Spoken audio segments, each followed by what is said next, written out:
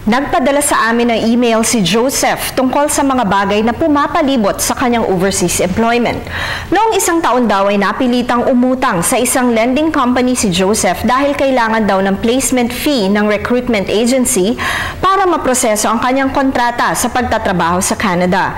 Nangutang daw siya ng halagang 220,000 pesos.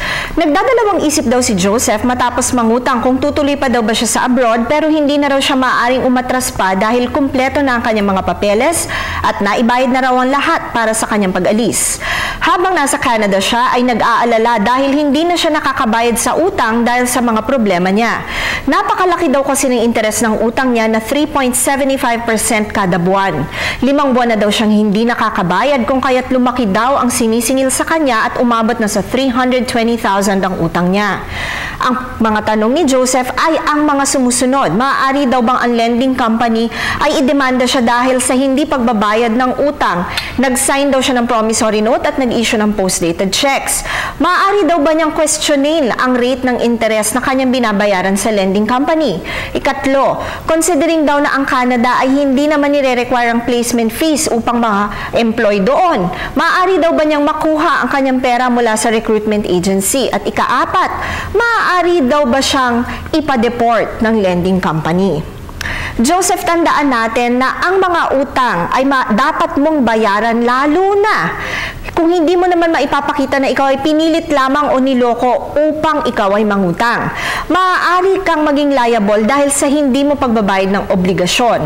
Ang isang utang, kapag hindi binayaran at ikaw ay nag-default, ang utang na ito sa kanyang kabuuan sa ilalim ng ating Law on Obligations and Contracts ay magiging due and demandable sa kabuuan nito. Ang promissory note na iyong ginawa ay siyang pruweba na ikaw ay willing na pumasok sa kontratang ito ng pangungutang. Ayon naman dun sa iyong post-dated checks na in-issue, kapag ito ay tumalbog dahil walang pondo, maaari kang maging liable sa ilalim ng BP22 o Bouncing Checks Law.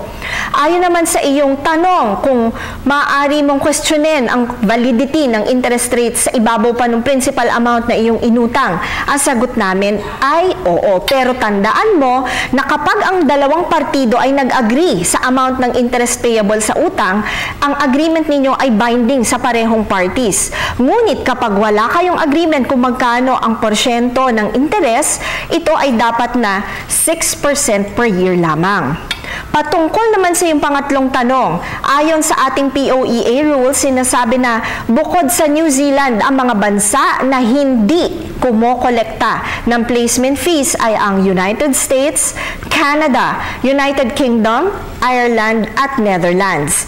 Sa Section 3, Rule 5, Part 2 ng POEA Rules governing the recruitment of land-based overseas workers, ang placement fee ay dapat na ang halaga equivalent lamang sa 1-month salary.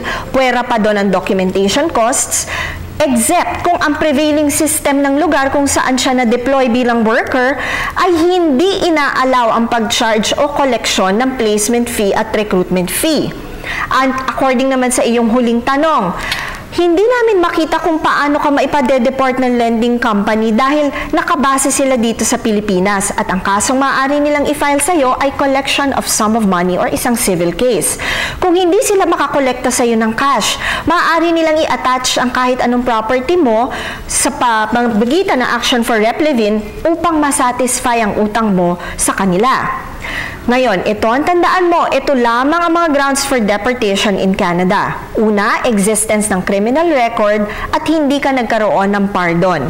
Number 2, direct o indirect misrepresentation ng facts o ang pagbibigay ng false information para ikaw ay magkaroon lamang ng Immigrant Status of Refugee Protection Act. Ikatlo, kung ikaw ay nagpakasal o nag-divorce dahil lamang for convenience. At ikaapat, ang panloloko o fraudulent use ng immigration records.